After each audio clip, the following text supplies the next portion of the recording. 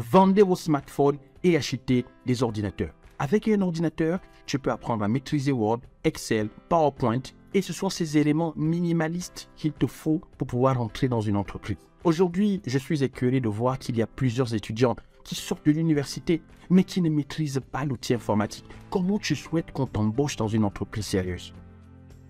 Les administrations africaines ne pouvant pas embaucher tout le monde, ce qui n'est pas forcément leur vocation, il faut trouver d'autres alternatives pour notre jeunesse qui est très dynamique et déterminée. Et donc pour cela, je vais vous parler de quelque chose. Vous savez, le monde a connu la ruée vers l'or. Ensuite, on a connu la ruée vers le pétrole. Aujourd'hui, c'est la ruée vers le numérique. Car le numérique, c'est le pétrole de demain. L'extraction de l'or et du pétrole ont des coûts exorbitants. Ce qui fait qu'il n'y a que des multinationales qui peuvent investir dans ce domaine. Mais pour ce qui est du numérique, on est dans un champ du possible et surtout accessible. Car il te faut, dans un premier temps, juste avoir un ordinateur, une connexion Internet même que tu peux partager avec ton téléphone. Tu peux regarder sur Google, sur ChatGPT, sur d'autres réseaux qui te permettent d'apprendre soit des langages de programmation ou toute autre chose liée au numérique. C'est possible si tu veux. Donc il te faut de la motivation, il faut que tu mettes toute l'énergie, il faut que tu participes à capter cette économie colossale que le numérique nous offre. C'est possible. L'Afrique a une population jeune. On a des infrastructures numériques qui se développent de plus en plus. Si je prends l'exemple du Gabon, une étude a révélé que plus d'un Gabonais sur deux a un smartphone et parfois des smartphones de qualité. Donc on a une population qui est connectée, qui aime les nouvelles technologies de l'information et de la communication. Mais malheureusement, j'ai fait une autre étude parce que j'ai un centre de formation à Libreville qui s'appelle Cyber School. Et dans cette étude, on s'est rendu compte que moins d'un Gabonais sur 10 a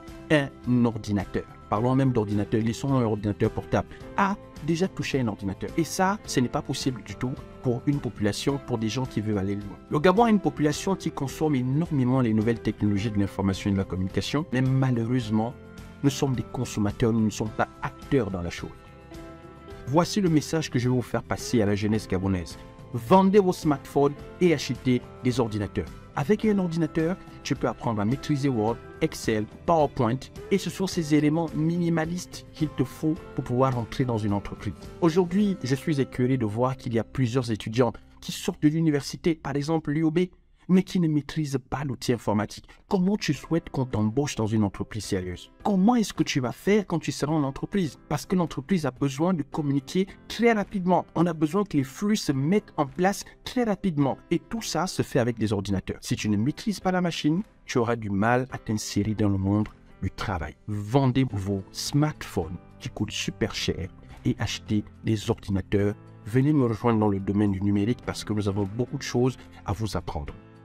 La dernière chose que je vais vous dire, c'est que l'African Digital Booster est vraiment ce programme qui va consister à créer plus de 10 000 emplois dans le domaine du numérique d'ici 2030 avec les Africains. Nous voulons que les Africains capitalisent, rentrent dans cette économie du numérique. On peut le faire parce que c'est à notre portée, comme je vous l'ai expliqué tout à l'heure. Et donc, nous organisons les déjeuners numériques en Europe et surtout en Afrique. Nous sommes en notre deuxième déjeuner numérique en Afrique et beaucoup de personnes voulaient savoir s'il y avait un troisième déjeuner numérique. Je viens vous annoncer que le troisième déjeuner numérique aura lieu à Libreville le 19 mai 2023. Donc dans quelques temps, je vous rassure pour toutes les personnes qui nous écrivent, j'ai bien acheté mon billet d'avion, donc je serai à Libreville pour ce déjeuner numérique et je viens avec d'autres experts et ça c'est magnifique. Nous allons parler du numérique, comment réussir cette transformation digitale qui va permettre à nos économies africaines de se développer. Et donc on compte sur toi pour Libreville. Après Libreville, nous avons un autre déjeuner numérique ici en France parce que, et bien évidemment, il n'y a pas que Libreville. On a beaucoup de personnes dans la diaspora, que ce soit